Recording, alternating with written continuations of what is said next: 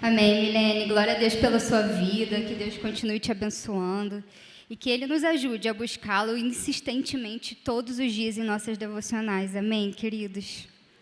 Bom, a gente vai seguir agora com um painel que vai ser apresentado pelo Felipe com uma galera de peso. Então, eu vou chamar o Felipe aqui e apresenta todo mundo pra gente. Bora, galera! E aí, vocês estão gostando? Tá maneiro? Queria te convidar aqui os nossos pastores queridos que estão com a gente nesses dias aqui. Renan, chega aí. Filipão, chega aí. Cris. Poxa, prazer ter esses caras aqui. Vocês podem sentar aqui, ó. Fiquem à vontade. Enquanto eles estão vindo pra cá e se ajeitando. E aí, como é que tá sendo pra vocês esse tempo? Tá maneiro? Deus tem falado ao seu coração. Poxa, que maravilha. A gente espera que Ele continue falando. A gente vai bater um papo agora aqui. Não é sempre que a gente pode juntar esses caras, né, no mesmo momento, assim. Poxa, é um privilégio a gente poder ter eles aqui. Então a gente queria realmente, assim, conversar para ser um papo realmente despojado. Vocês podem se sentir em casa, ficar à vontade aqui com a gente. Não precisa esconder nada.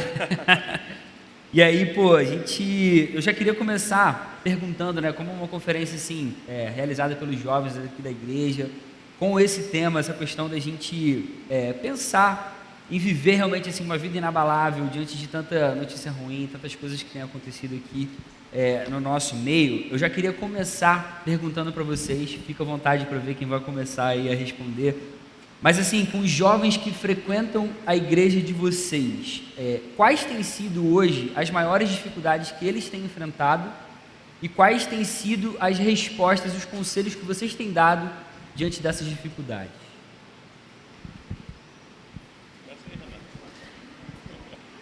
Sem vergonha, cara, fica à vontade. Boa tarde, pessoal. Hoje já é boa noite. Boa noite? Já é boa noite. Então, boa noite. Então, eu tenho para mim que o que mais leva os jovens ao gabinete ou às conversas pastorais é a tal da ansiedade. É uma fase da vida que gera muita ansiedade. Com quem eu vou me casar? Que curso eu vou escolher? Onde é que eu vou morar? E aí você soma a isso a pandemia que enfrentamos. Nós ouvimos aqui, né, testemunhos de pessoas que enfrentaram dificuldades durante a pandemia. Então o pastor Cristiano confessou o que todos nós sofremos. Todos nós sofremos ao início, alguns mais, outros menos, durante a pandemia. Então, muitos jovens procuram o gabinete ou procuram as conversas pastorais em razão da ansiedade. E nós já ouvimos as respostas. Agora mesmo ouvimos sobre um momento devocional. Mais cedo sobre como jovens buscaram o Senhor em oração e em leitura da palavra, na comunhão dos amigos. Então, não tem nada muito diferente, misterioso. A gente repete as mesmas coisas. Como é que vai ser o devocional? Você está lendo a Bíblia com fé? Está orando a Deus para ter relacionamento com Ele? Você tem se encontrado com seus irmãos? Você tem frequentado regularmente o culto para receber o banquete que Deus arma para os seus toda semana? Basicamente é isso. É conduzir os jovens aos meios de graça que são úteis para jovens, idosos, adultos e até crianças, gente. Não há um segredo, um mistério, mas é a repetição. É a volta constante aos meios de graça que o Senhor prometeu abençoar.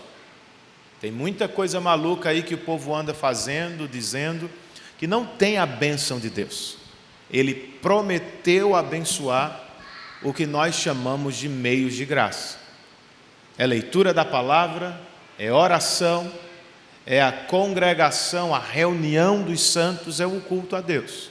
E à medida que nós voltamos ao caminho dos meios de graça, o Senhor vai nos alimentando, o Senhor vai nos alcançando, e pouco a pouco a nossa fé vai se tornando mais forte. Eu diria que é isso. Legal. Boa noite, pessoal. Felipe, eu diria que o que eu vejo em muitos jovens e o que eu por muitos anos vi na minha vida é uma tentativa de viver a vida cristã com as nossas próprias forças. É uma tentativa de vencer pecados, é uma tentativa de crescer em santidade, confiando em si mesmo e na sua disciplina, na sua força de vontade. Muitos jovens dizendo para Deus: eu nunca mais vou fazer isso, Deus. Repetidas vezes. E não entendendo que, enquanto eles continuarem a buscar capacitação dentro deles, eles vão se esforçar muito, mas não vão ter progresso nenhum. Então, o que a gente tem tentado incentivar os jovens lá na igreja é a se disciplinarem sim, a buscarem as disciplinas espirituais, sim. Paulo fala de esmurrar o corpo, Paulo usa metáfora de soldado, metáfora de militar, mas a fazer todas essas coisas, confiando no Evangelho, no poder da graça de Deus, que é o que realmente nos santifica. Então, acho que isso tem sido a grande ênfase lá na igreja com nossos jovens, como o Renan disse, com a igreja como um todo. Não é uma questão só dos jovens, mas de todos nós, de nos lembrarmos de que o poder para a santificação reside na mesma cruz que nos salvou. Amém. E é a cruz que nos santifica. Amém. Amém. O que eu percebi, sobretudo nesse período, concordando com o Renan aqui, eu percebi muitos jovens ansiosos, mas uma ansiedade por privação de algumas coisas que eles tinham depositado satisfação, confiança, como, por exemplo, coisas até que são boas, mas que de alguma forma estavam tomando um lugar central na vida desses jovens. Por exemplo, a privação de entretenimento durante o período mais crítico ali de isolamento, e isso trouxe muita ansiedade. Então, eu acho que acaba sendo muito parecido com o que Renan falou, porque a gente faz um diagnóstico da realidade. Você vê que a vida com Deus era meramente um compromisso religioso entre muitas outras áreas da vida dele. O Evangelho não compreendia o todo da vida dele. Eu acho que esse foi o primeiro fator. Muitos jovens ansiosos, alguns, claro, por conta de uma incerteza em relação ao futuro, mas pela privação de algumas coisas que eles estavam dando um grau de importância maior do que deveriam, e revelou que estavam buscando pouco a Deus, e também as muitas vozes que hoje competem com a palavra de Deus na vida do jovem.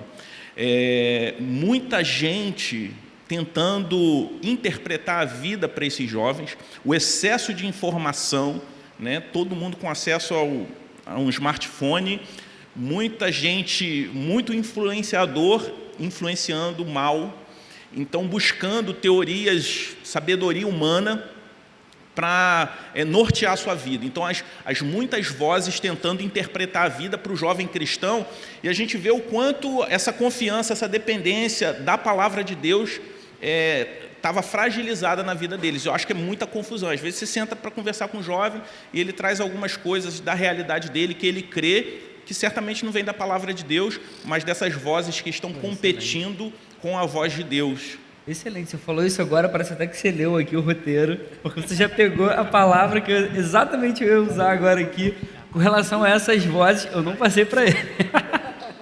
O Renan tá desde ontem assim, pô, Felipe, passa o roteiro aí desse painel, passa o roteiro. Eu tô falando assim, não, cara, deixa ser na hora, espontâneo, vai Pro ser mais Cristiano legal. ele passou. Aí ele hoje, passa o roteiro, não. passa o roteiro. Aí, parece que o Cristiano É deu. o presidente da Atos 29, gente. Pô, tem que dar aqui o privilégio para ele, né?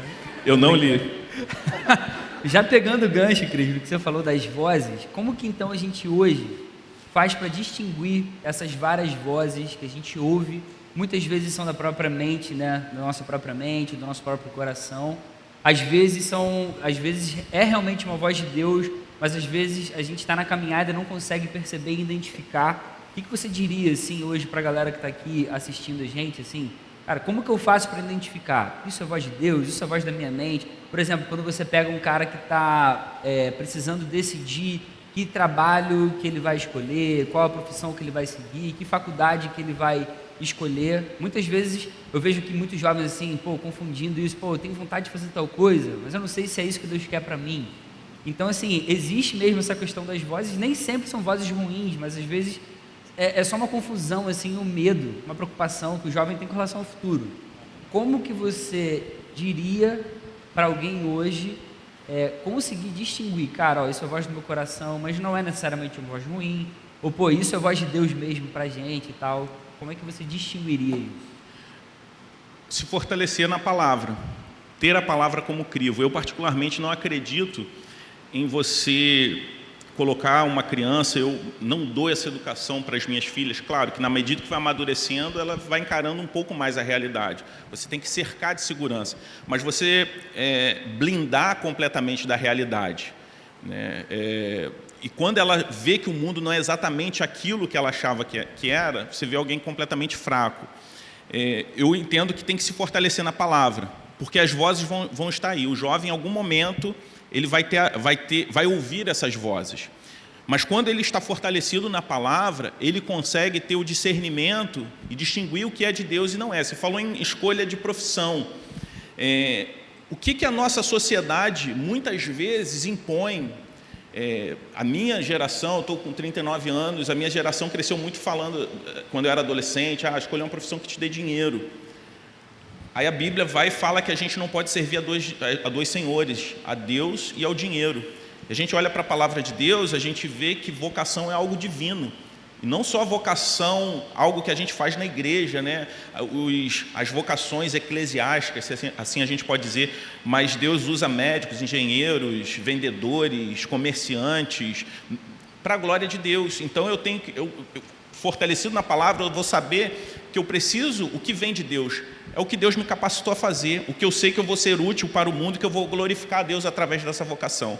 E essa adesão a essas outras vozes que concorrem com a palavra de Deus e que contrariam a palavra de Deus, quando nós aderimos a ela, revela um enfraquecimento da palavra, do estudo, do aprofundamento da palavra na vida do jovem. E não basta se alienar dessas vozes, achar que eu não vou vir, em algum momento ela vai chegar. Eu acho que o fortalecimento na palavra é o começo de tudo e a base para que a gente possa ter o discernimento e não simplesmente não ter acesso a essas vozes, mas rejeitá-las quando elas chegarem até nós. Vocês querem falar alguma coisa dentro disso?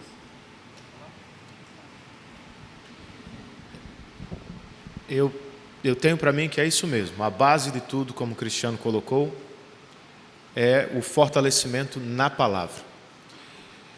Se tem uma voz na sua mente, ou alguém falando de fora, algo que contraria a palavra, tá fácil, rejeita, não é voz de Deus. Ele não falaria algo que não está aqui. Então conheça a palavra do seu Deus e feche com ela, ouça as demais, mas com muito cuidado, muito cuidado. E quanto a essas tomadas de decisão, eu acho que a gente precisa relaxar um pouco, gente. Não é porque a sociedade diz que a gente tem que decidir aos 17 anos que profissão a gente vai escolher pelo resto da vida, que a gente tem que fazer isso. Bem, não é tão simples. Aos 17 anos você escolheu o que vai fazer pelo resto da vida. Então, relaxa, vai com calma,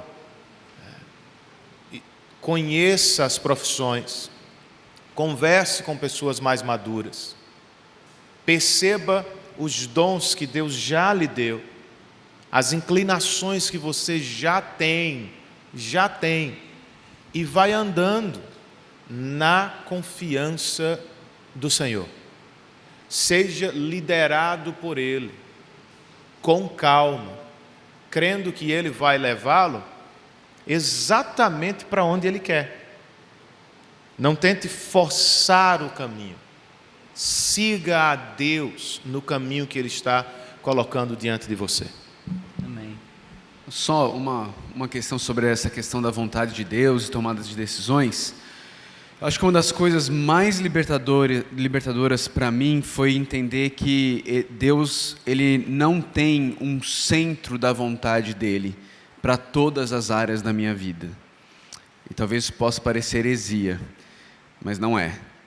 Às vezes as pessoas impõem sobre as outras, e a gente vê isso muito no meio religioso, essa ideia do centro da vontade de Deus, e que você teria que descobrir uma vontade de Deus oculta, misteriosa, que você tem que obedecer, mas Ele não te revelou, Ele não falou na palavra dEle o que é, mas que você tem que descobrir, porque senão você estará fora do centro da vontade de Deus. Irmãos, isso não é verdade. Deus, Ele não tem um centrinho da vontade dEle ali, o bonsai do alvo, né? Ele nos dá um espectro bem mais amplo, que é definido pela palavra.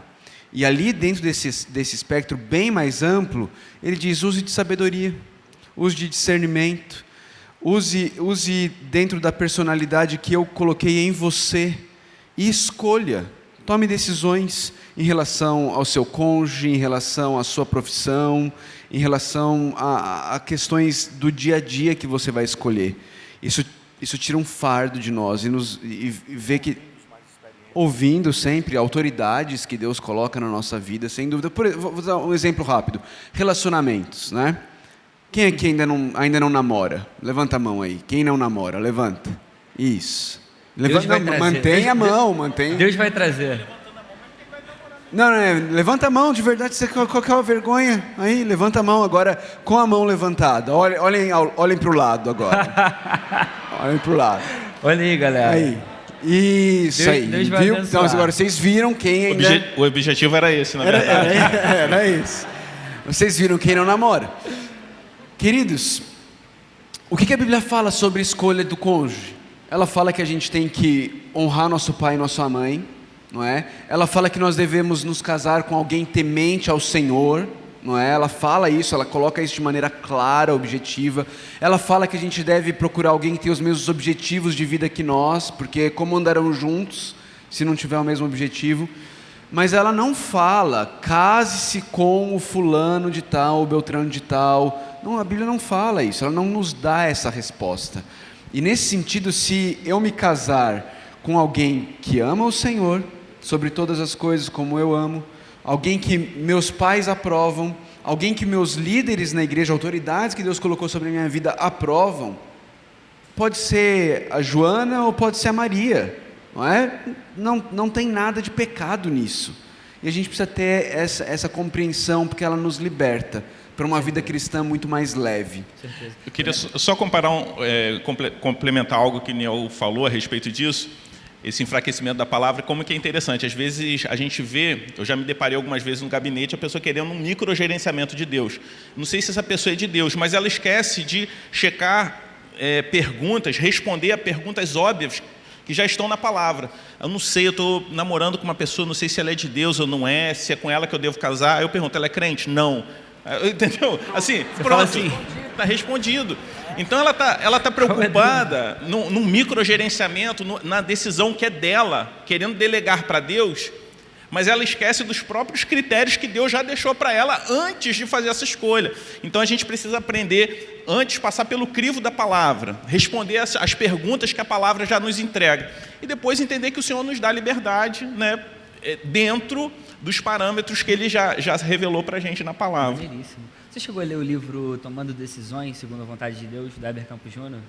Isso que você acabou de falar pareceu muito a ideia do livro. Esse livro do Heber, tem um outro livro do Kevin DeYoung, Faça Alguma Coisa. Meu professor do seminário, Carlos Oswaldo, falava muito sobre isso também. Então isso, no seminário eu me deparei com isso pela primeira vez e isso foi libertador. Isso é excelente. Eu lembro até que você postou uma vez, né? A gente é mais livre do que imagina, né? E a gente não tem essa noção muitas vezes, né? Muito legal. Pegando um pouco desse gancho, mas também já tentando aprofundar um pouco mais o assunto, quais são hoje as crenças que vocês acham que tem formado um pouco a cosmovisão, não só dos jovens, né, de hoje, do nosso século, mas da sociedade em geral, que vocês acham que hoje mais tem dificultado a caminhada mesmo das pessoas e o uso mesmo de Deus na vida delas, assim, no dia a dia? A gente vê muito ideologia de gênero, coisas nesse sentido, assim. Para vocês, quais que vocês acham que são as mais preocupantes hoje? Eu acho que as pessoas, cada vez mais, elas estão sendo assim dirigidas pelos seus sentimentos, assim. Eu ia falar exatamente a mesma coisa, Cristiano. Não conta para ninguém que a gente Obrigado. combinou. Eu li Aí, o roteiro e combinei com o Niel a resposta. Aquela ideia de que você é aquilo que você sente, né? Então, infelizmente, a gente tem uma geração que está sendo ensinado isso, e aí, de repente, eles têm alguns sentimentos que eles não conseguem explicar, às vezes, e muitas vezes a categoria amigo, sentimento de amigo, de fraternidade, tem sido descartado, e então, se eu tenho um sentimento que eu não consigo explicar e não me deram a categoria amizade, companheirismo, fraternidade, então eu sou levado a pensar que aquele sentimento já é uma outra coisa. E porque eu tenho aquele sentimento, essa passa a ser a minha identidade. Eu sou aquilo que eu sinto, né? Quando na verdade nós não somos nem aquilo que nós sentimos, nós não somos aquilo que nós fazemos, nós somos o que Deus fez na criação. Amém. E o que Cristo fez na redenção. Amém. Isso é quem nós somos. Amém.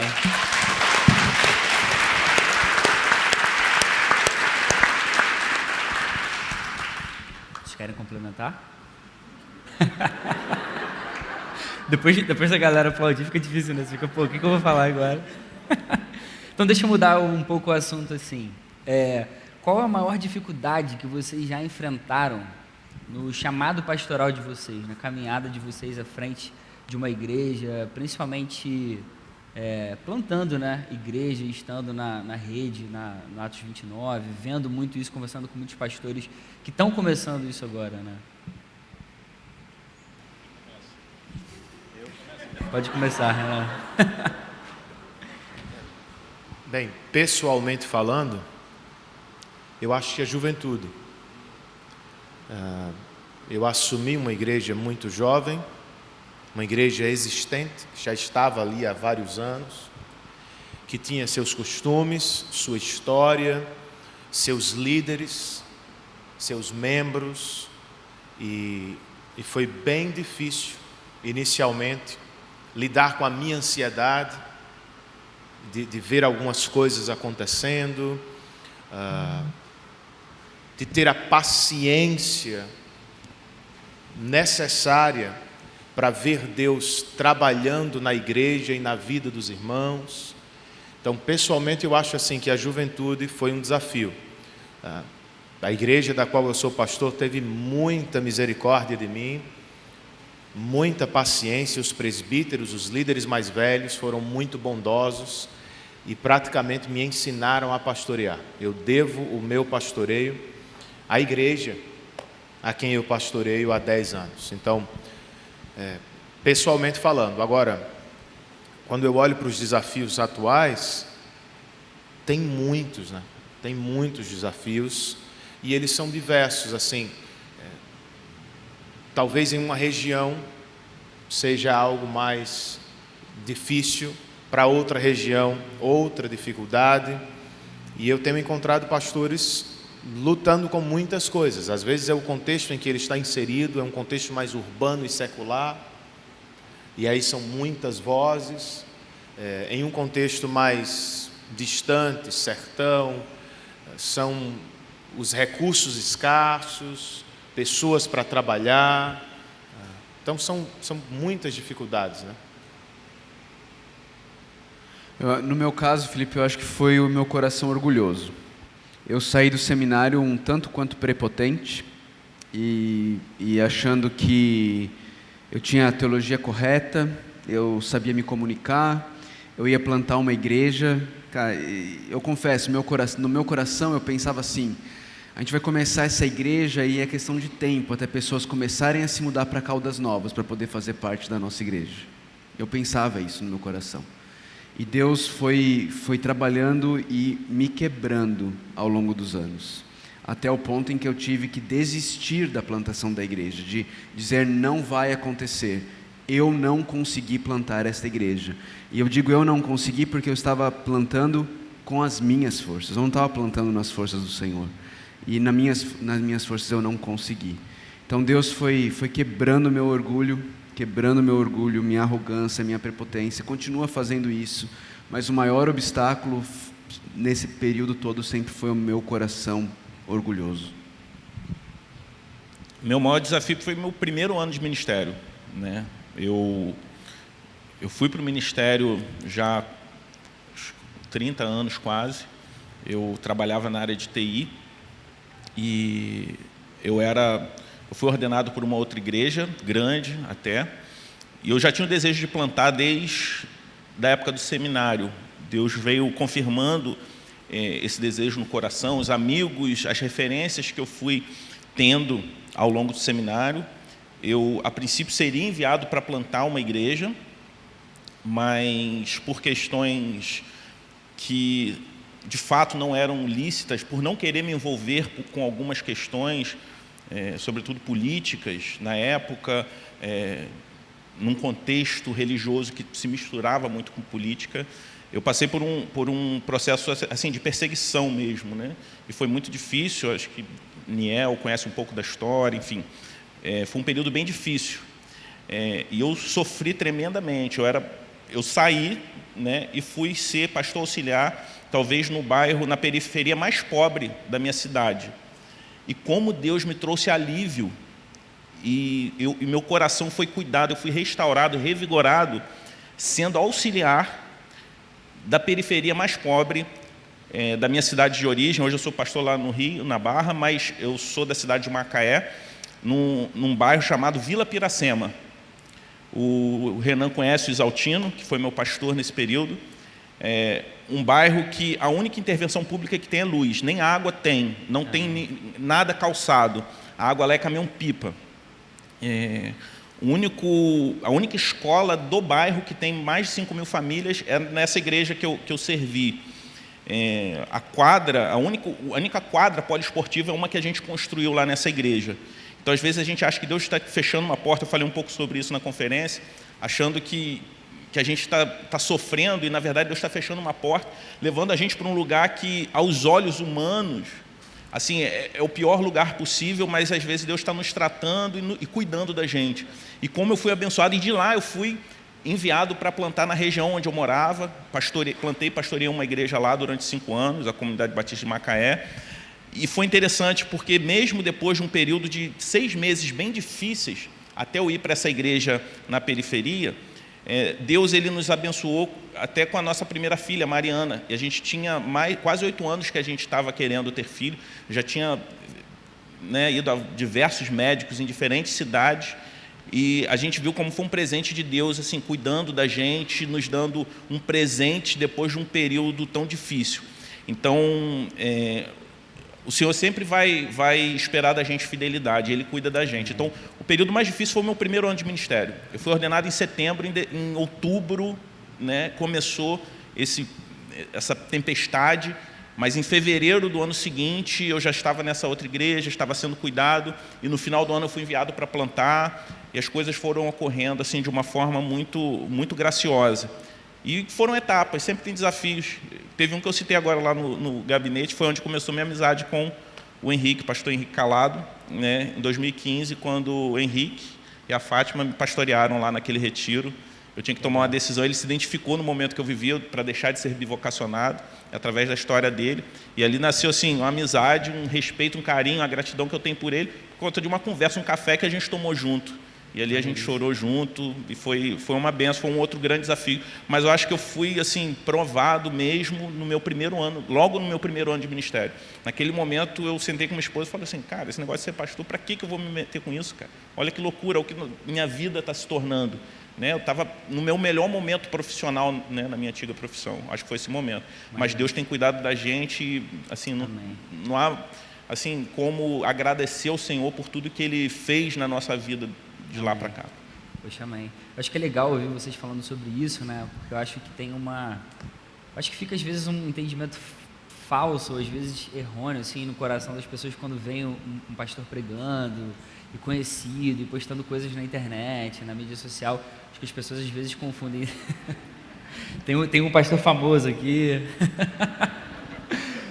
E as pessoas acham que às vezes a vida do pastor é perfeita, ele não passa por dificuldade, né? Mas quando a gente ouve, né, o próprio pastor falando, poxa, da sua própria fraqueza e dificuldade, a gente fica, caramba, é alguém como qualquer um de nós. Eu acho que fica também o aprendizado para a igreja, né? Da igreja sempre orar pelos pastores, sempre estar realmente se colocando diante de Deus, né? Clamando pela vida dos pastores, das suas famílias, para que Deus continue mantendo seus corações, né?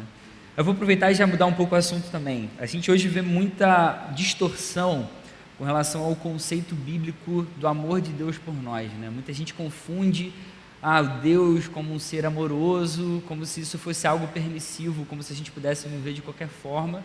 E a gente meio que esquece às vezes que existe aí uma conduta santa, né? Que a vida cristã requer da gente, assim. Como que vocês conciliam essa visão bíblica de santidade, de viver diante de Deus, ao mesmo tempo em que a gente também tem que fugir do legalismo? Como que vocês conciliariam essas duas coisas? Não, é porque assim, é o amor que nos leva à santidade. É o amor que nos leva à santidade. Qualquer tentativa de santidade que não seja fruto, que não seja consequência, que não seja capacitada pelo amor do Pai, revelado na cruz do Filho, empoderado pelo Espírito Santo de Deus, aplicado pelo Espírito Santo de Deus em nossas vidas, vai ser fracassada. Qualquer tentativa de santidade que seja a parte do amor de Deus, vai ser trapo de imundícia. Vai ser trapo de imundícia. E entender o amor de Deus como fonte de libertinagem é não entender o amor de Deus. Porque o amor de Deus, ele é tão lindo, tão belo, tão profundo e tão precioso para nós e nos impulsiona tanto a santidade, porque foi esse amor que impediu que a ira de Deus caísse sobre nós. Mas para isso a ira de Deus teve que cair sobre Cristo. Então quando a gente olha para isso, a gente fala assim, caramba, como não viver em santidade? Como não querer amar e viver para esse Deus que não poupou o seu próprio Filho, antes o entregou por nós? Não é? É esse amor. Então assim, a pessoa que por causa da pregação do amor de Deus vai buscar libertinagem, ela não entendeu o amor de Deus. Ela não entendeu o amor, ela entendeu alguma outra coisa. A definição dela de amor não está fundamentada em quem Deus é e na palavra de Deus. Ela está lendo o amor de Deus com os óculos seculares ainda. Aí ela cai nessa. Excelente. Eu gosto muito de comparar essa relação, e de fato Deus é nosso Pai, a gente não se relaciona com Ele como os pagãos se relacionam com suas divindades, a gente é adotado como filho. A minha relação com as minhas filhas. Henrique, quantas vezes Felipe, quando era criança, quis fazer coisas extremamente perigosas achando que era algo legal e você teve que dizer não e ele chorou? Será? Eu moro uma quadra Eu não fazia essas coisas. não, Felipe. Eu moro uma quadra da Avenida das Américas, né? Quem conhece ali sabe que é uma avenida extremamente movimentada. Se uma das minhas filhas quiser achar que é legal ficar brincando no meio da Avenida das Américas, eu vou dizer não, mesmo que elas chorem, mesmo que elas achem que aquilo é legal, eu vou ter que dizer não. Por quê? Porque eu as amo. Aí você fala assim, mas nunca que uma criança vai querer brincar correndo na rua movimentada. É porque talvez você não tenha filho pequeno. Quantas vezes eu já tive que proibir as minhas filhas de fazer algo que era extremamente perigoso, mas elas achavam que era legal. Mas por quê? Porque eu as amava, né? E às vezes a gente acha que o amor é esse amor permissivo, e não é. Quem ama de verdade, né, vai dizer não. Os meus melhores amigos são aqueles que chegam para mim quando eu estou fazendo algo que não é legal e falam assim, cara, se eu fosse você eu não faria isso.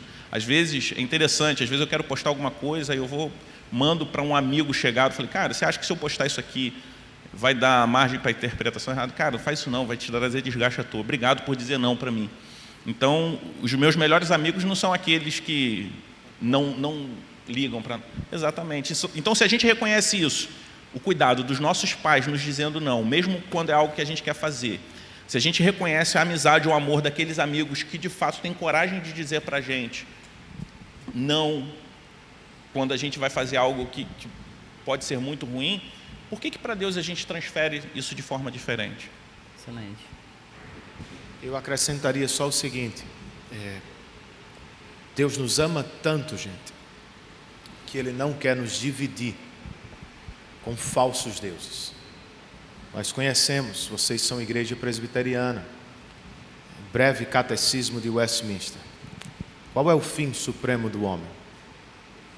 É glorificar a Deus e ter nele o nosso maior prazer.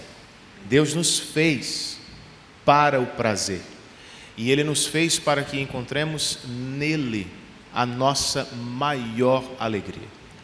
Nos deixar de qualquer jeito, ou como queremos viver, é nos deixar seguir os nossos próprios caminhos, os nossos próprios desejos.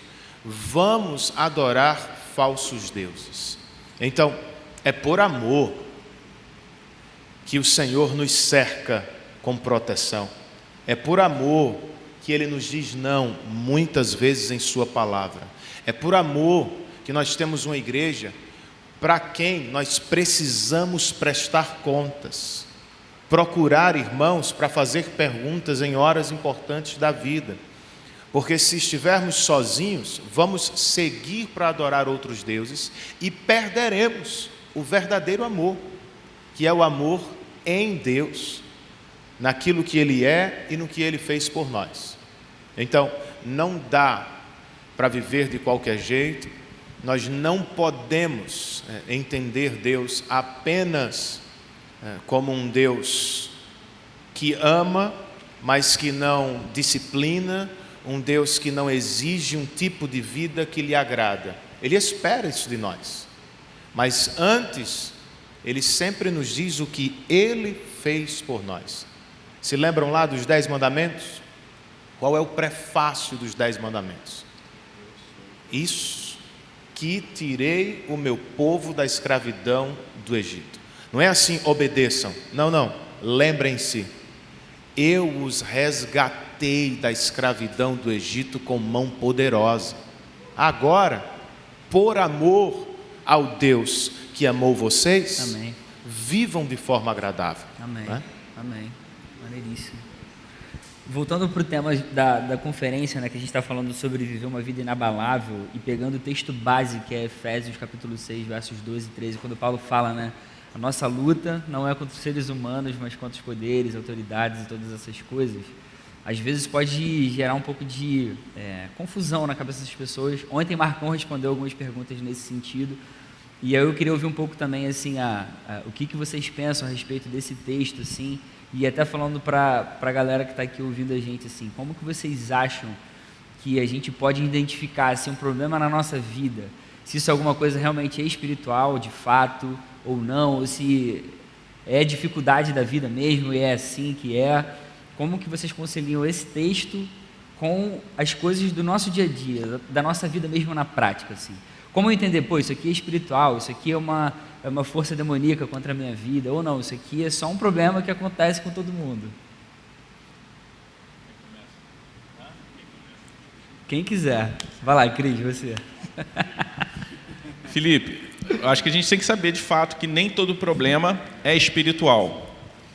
Mas, se a gente vive um mundo em desordem, é por conta do pecado, tem uma origem espiritual. Então, embora nem todo problema que a gente enfrente seja uma ação direta, tem um aspecto espiritual, uma origem espiritual. Então, quando a gente olha para o texto de Efésios que fala sobre a armadura, e a armadura serve para proteger, né? Então, todos aqueles elementos da armadura nos fortalecem, não somente em ataques diretos do inimigo sobre as nossas vidas, mas nos fortalece também no mundo desajustado, em desordem que a gente vive por conta do pecado. Eu acho interessante que até mesmo a espada, que é um objeto de ataque, eu olho para esse texto e eu vejo ele como um instrumento de contragolpe, assim como Jesus fez com Satanás quando foi tentado no deserto. Ele contragolpeou com a palavra. Mas o que me chama a atenção é o capacete da salvação. Então, diante do caos, o mundo em caos, no caos que a gente vive por conta do mundo em desordem por causa do pecado, a certeza da salvação em Cristo Jesus e a esperança eterna blinda a nossa mente do desespero. Eu acho que se é um ataque direto ou não, vai muito pelo discernimento, pela sua vida devocional, a sua devoção com Deus te ajuda a discernir essas coisas. Os seus pastores, os seus líderes, tudo isso vai te ajudar a discernir especificamente. Mas o que a gente não pode perder de vista é que, apesar de nem tudo ser diretamente espiritual, se a gente vive em um mundo em desordem é porque teve uma origem espiritual. E o fortalecimento espiritual vai nos ajudar a enfrentar não só os ataques explícitos espirituais, mas até os problemas naturais que, por conta do mundo em desordem que a gente vive. Eu diria, Cris, pegando aí sua palavra, que nem sempre nós precisamos ter todo o trabalho de discernir, ponto a ponto, se é isso, é aquilo, se vem daqui, se vem dali. Eu acho que o mais importante é ter a armadura para todo tempo. Nossa luta, nós já sabemos o que é. A nossa luta é contra a carne, nosso próprio pecado, é contra o mundo, sistemas, valores e princípios, e contra o diabo, o tempo todo. Então eu não preciso ficar me perguntando, será que isso vem deste ou daquele? Eu preciso ter a armadura, estar vestido dela, para resistir aos ataques no dia mau. Às vezes o ataque vai vir do meu próprio coração. Eu sou pecador, você também. Perceber o coração se desviando, perceber que ele está tomando outro rumo, se distanciando do Senhor, ouvindo outro Deus, adotando uma outra postura que não agrada o Senhor. Por vezes é a influência do mundo mesmo, na sala de aula, no trabalho, está todo mundo falando de algo, desejando algo, e a gente vai começando a desejar também. E por vezes é um ataque direto do diabo. Mas a arma é sempre a mesma, gente. Vestir-se da armadura de Deus. Amém. Amém. Amém. A gente já está chegando já no final. Passa muito rápido, né? Esses momentos assim que são tão bons para o nosso coração. Aí, para a gente finalizar, vocês têm algum conteúdo assim para indicar para a galera aqui? Ou um filme, ou um vídeo, ou alguma obra de arte, ou alguma música, assim, que de repente ajude a galera, ou que ajudou vocês em algum momento da vida a melhorarem a percepção de Deus. A galera que me ajudou a fazer esse roteiro aqui, lembrou que algumas vezes meu pai já pregando, ele lembrou do exemplo do filme do Resgate do Soldado Ryan, por exemplo. Ontem o Marcão citou aqui o Advogado do Diabo. Vocês teriam alguma coisa nesse sentido também para indicar para a galera buscar, assistir, ou ouvir, ou ver?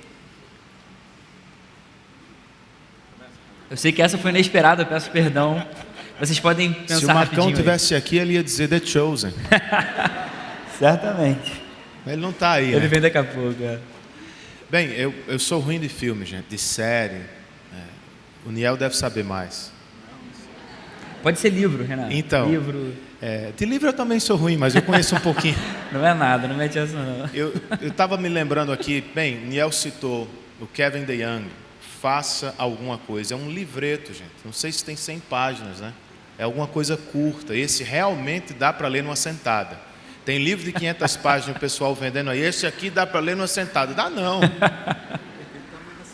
Né? Se for uma viagem para o Japão e tal, né? Mas esse livro do Kevin DeYoung é muito bom, cheio de sabedoria bíblica e cheio de exemplos práticos. O livro do Weber Jr., qual é o título mesmo? Tomando Decisões Segundo a Vontade de Deus. Tomando Decisões Segundo a Vontade de Deus. Também é um livro curto, 130 páginas ou algo do tipo, né? Não esse é dá tão para ler numa extenso. sentada. Eu fico ali no hospital, deu para ler uma Esse aí tarde. você leu. Ótimo, excelente livro. E pensando em batalha espiritual, tem um livro do Joel Bick, chamado, eu acho que é Conhecendo o Seu Inimigo, Lutando contra Satanás. Muito bom, bem ao estilo dos puritanos, cheio de fundamentação bíblica, mas repleto de aplicações práticas. Não é aquela coisa que você fica só na teoria, na teoria, na teoria. Ele apresenta o que a Bíblia diz e parte para a prática, para como o cristão faz a sua parte na dependência do Senhor. Eu acho que é um bom livro também. Pensando em vida cristã, tem um autor que eu gosto muito, o Jerry Bridges. Eu li recentemente um livro dele chamado Pecados Intocáveis, que é muito interessante, como a gente tem facilidade de identificar os pecados explícitos, assim, que de alguma forma nos ofende e nos assusta de forma muito clara, e a gente é negligente com alguns pecados que de fato são intocáveis na nossa vida.